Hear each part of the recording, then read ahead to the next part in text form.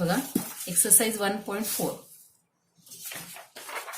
Exercise 1.4 हेच lodge वापरायचे आहेत आपल्याला. मी 2 एक्झाम्पल बघा तुम्हाला सॉल्व्ह करून दाखवेन मी इथे. पहिला जो दिलेला आहे क्वेश्चन नीट वाचायचा. Using rules of negation write the negations of following with justification. Using rules of negation write the negations. आता हा स्टेटमेंट जो दिलेला आहे पहिला P or negation Q and R, याचा अगोदर निगेशन बघा कसा लिहायचा answer. The negation of given statement is, जे आपल्याला स्टेटमेंट दिलेला आहे तो ब्रॅकेटमध्ये लिहून घ्यायचा आणि तो आहे तसा लिहायचा. सॉरी, त्याच येणार negation of P or negation Q and R. जो स्टेटमेंट दिलाय तो तसंच लिहिलेलं आहे, फक्त मोठा ब्रॅकेट लिहून त्याला निगेशन लिहिलेलं आहे बाहेर.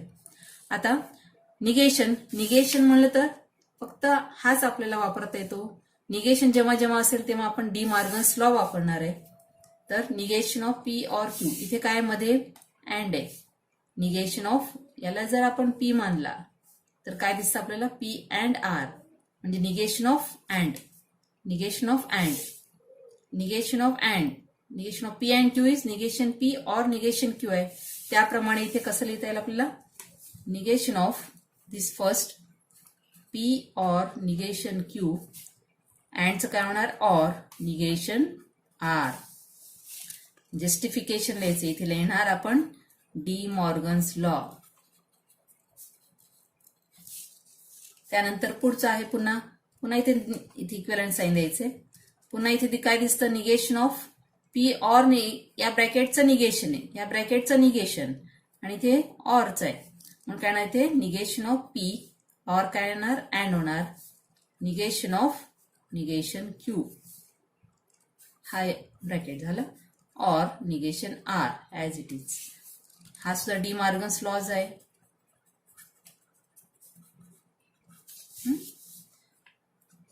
Next is negation of negation. आता इथे पी निगेशन पी ला निगेशन पी तसंच लिहिलं अँड ला and. Negation of negation Q is Q, आपण पाहिलेलं या अगोदर. Negation of negation is original statement, negation of negation Q is Q or negation R. Here the reason is negation of negation.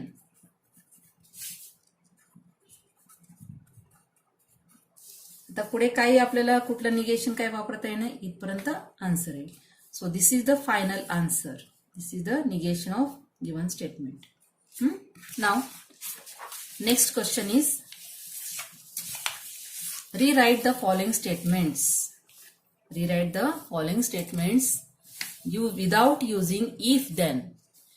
if then न वापरता आपल्याला rewrite लिहायचं, म्हणजे तो सेंटेन्स पुन्हा लिहायचंय ज्यामध्ये इफ देन नसेल.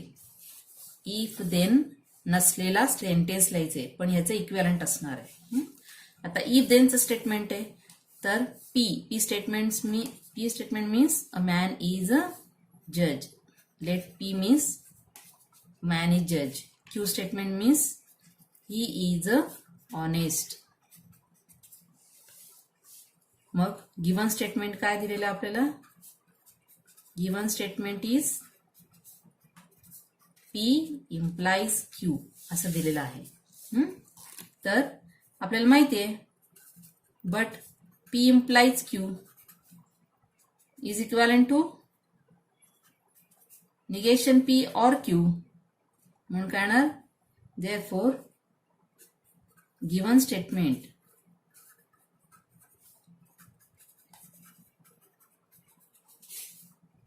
can be written as. कसं लिहिता येईल आपल्याला हे म्हणजेच हा statement negation P or Q म्हणजे काय येणार अ मॅन. निगेशन पी म्हणजे अ मॅन इज नॉट जज मध्ये ऑर आहे ऑर क्यू म्हणजे आहे तसा ही इज ऑनेस्ट. बघा म्हणजे आपला जो स्टेटमेंट आहे पी इम्प्लाइज क्यूचा तो काय कन्वर्ट झाला कशामध्ये झाला मॅन इज नॉट जज ऑर इज नॉट ऑनेस्ट. यामध्ये इफ देन नाही. This is the required answer. Second example see, if f of 2 equal to 0, then fx is divisible by x minus 2. हा statement दिलेला आपल्याला. यामध्ये p स्टेटमेंट मानला. पहिला जो आहे तो f of 2 equal to 0 आणि q म्हणजेच काय येणार, fx is divisible by x minus 2. This is q statement. So given statement is it is p implies q. Now, but p implies q.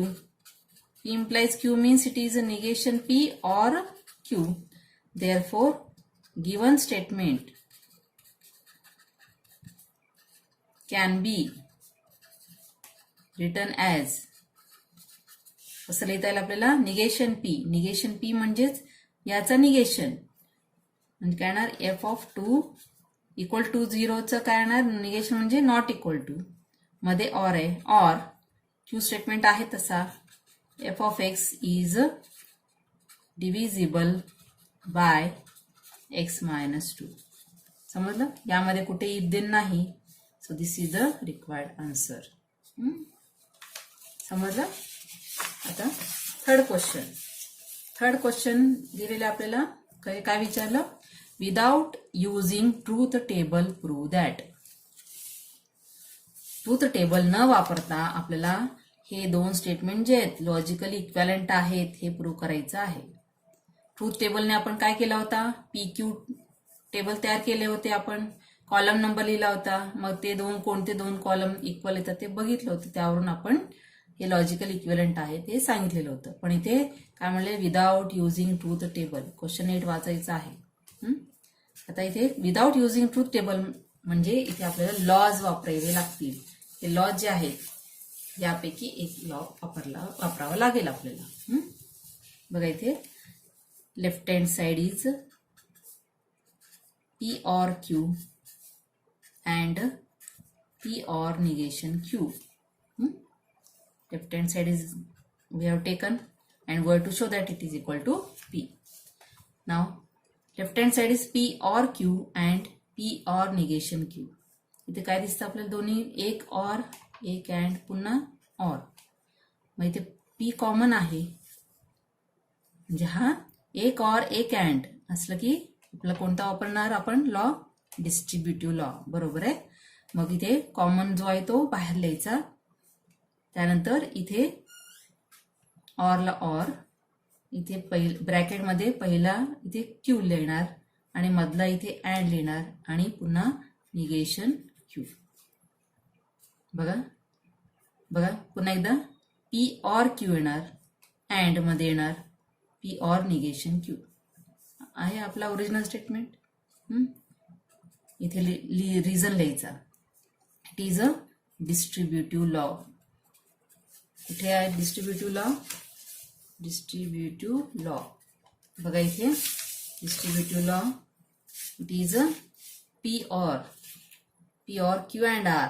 It is P or Q and P or R. म्हणजे आपल्याला हे दिलेलं होतं, आपण लिहिलं त्याच्यावरून. आता next आहे P or Q and negation Q. इथे पहा सातवा complement law, P and negation P it is a F. आपण प्रूव्ह केलेलं आहे इथे. P and negation P is F म्हणजे काय ना, Q and negation Q it is a F. Here we have to write the law. कोणता law आहे तो, complement law. Then P or F पहा इथे P or F it is a P. This is identity law. इथे prove केलं होतं आपण. P or F is P. It is identity law. So P or F is P. Right here reason, it is identity law. आला equal to P. So this is RHS. मग किती simple आहे. फक्त lodge व्यवस्थित वापरायचे. हे law जर तुम्हाला माहित असतील तर तुम्ही हे एक्झाम्पल सॉल्व्ह करू शकता. थोडस जरा विचार करू. 2-3 स्टेप मध्ये आन्सर आहे ह्याचा. Understand this. Then second example I will prove. See, there are 3 brackets P and Q taking left hand side P and Q, or negation P and Q, or P and negation Q. आता इथे यामध्ये कोणते दोन bracket आपण एकत्र करूया. आपण कोणत्या दोन ब्रॅकेटमध्ये कॉमन काय दिसतं. आता हे जर दोन ब्रॅकेट आपण पाहिले आपण, तर ह्यामध्ये Q हा कॉमन दिसतो आपल्याला, बरोबर आहे. मग इथे आपल्याला एक और एक अँड म्हणजे इथे आपल्याला डिस्ट्रीब्युटिव्ह लॉ वापरता येईल. फक्त तो जो आहे लॉ तो मी व्यवस्थित, आता हा ब्रॅकेट मी व्यवस्थित लिहून घेते. म्हणजे P and Q, we can write Q and P, और it is Q and negation P. हा ब्रॅकेट आहे तसा. इथे काय केलं आपण, इंटरचेंज केलं. फक्त इंटरचेंज म्हणजे जेव्हा P और Qचं Q और P, P अँड Qचं Q अँड P, याला कम्युटेटिव्ह लॉ म्हणतात. म्हणजे इथे आपण कम्युटेटिव्ह लॉ वापरलेला आहे. त्यानंतर इथे Q कॉमन दिसतो आपल्याला. Q लिहिला बाहेर, अँड ऑर आहे, अँडला अँड लिहिला. पुन्हा दुसऱ्या ब्रॅकेटमध्ये हा इथला P मधला ऑर आणि इथला निगेशन P. समजलं. म्हणजे या दोन्हीला आपण डिस्ट्रीब्युटिव्ह लॉ वापरणार. Q कॉमन जो आहे तो बाहेर लिहिला, अँडला and, ब्रॅकेटमध्ये P or negation P. हा ब्रॅकेट आहे तसा लिहिला. इथे हा याला ब्रॅकेट देऊ शकता, P अँड निगेशन Q. येणार डिस्ट्रीब्युटिव्ह लॉ. त्यानंतर इथे पुन्हा दिसतं P और निगेशन P. आता पाहिलं आपण P or negation P. P or negation P is a T. So it is Q and T और P अँड निगेशन Q. हा कोणता लॉ आहे तो, कॉम्प्लिमेंट लॉ. त्यानंतर पुढे Q and T. Q and T बघा, P and T is P म्हणजे Q and T is Q, और P अँड निगेशन Q. हा कोणता स्टेटमेंट आहे, हा आयडेंटिटी लॉ. त्यानंतर आता काय दिसतं पुन्हा, और आणि अँड. एक और एक अँड असलं की डिस्ट्रीब्युटिव्ह लॉ वापरणार. म्हणून काय नाही ते Q और P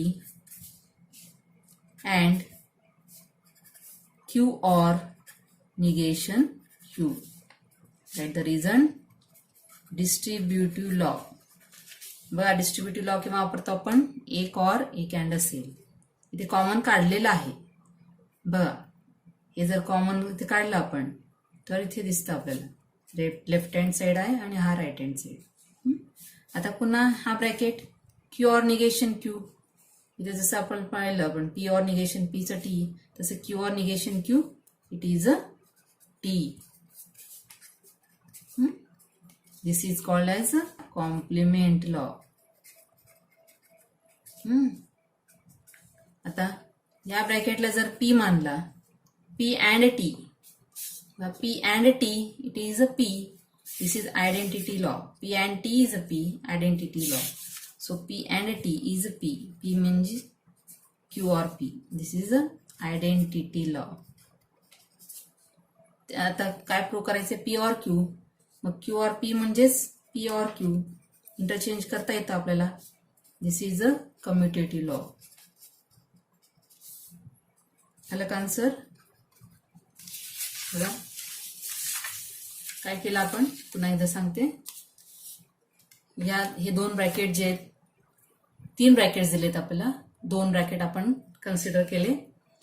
इथे P अँड Q इंटरचेंज केलं, लिहिला, उलटा लिहिला. P अँड Qचा Q अँड P लिहिला. त्यानंतर निगेशन P अँड Qचा Q अँड निगेशन P लिहिला. आता या दोन ब्रॅकेटमधून आपल्याला Q कॉमन काढता येतं. एक अँड एक और असलं की डिस्ट्रीब्युटिव्ह लॉ वापरतो आपण तसंच. तर इथे Q कॉमन काढला, अँडला अँड, एका ब्रॅकेटमध्ये P, दुसऱ्या ब्रॅकेटमध्ये निगेशन P. हा दुसरा ब्रॅकेट आहे तसंच लिहिलं. त्यानंतर या ब्रॅकेटचा P or negation P it is a T. It is called complement law. P or negation P is a T. हा ब्रॅकेट आहे तसा लिहिला. नंतर Q अँड T, आपल्याला माहिती आहे P and T, that is identity law. P and T is a P, म्हणून Q and T is a Q. Or हा ब्रॅकेट आहे तसा लिहिला. इथपर्यंत समजलं.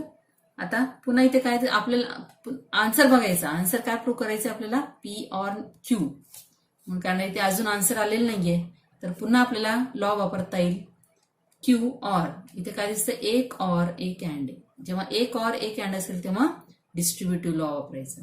मग काय येणार तो, क्यू ऑर पी एका ब्रॅकेटमध्ये and Q or negation Q हा दुसऱ्या ब्रॅकेटमध्ये. आता क्यू ऑर निगेशन क्यू हा आहे complement law. Q or negation Q is a T. इथे जसं वापरलं त्याप्रमाणे इथे Q or negation Q T येणार. हा ब्रॅकेट आहे तसा इथे ठेवला. Q or P and T झालं. मग याला जर पी मानलं आपण तर P and T, P and T is P.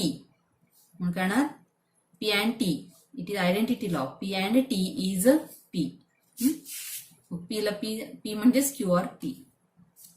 मग आता आन्सर जो आपल्याला विचारले तो पी ऑर क्यू विचारलेले, म्हणून हा पुन्हा इंटरचेंज केला. याला कम्युटेटिव्ह लॉ म्हणतात. Q or P is equal to P or Q. This is the required answer. Understand all these.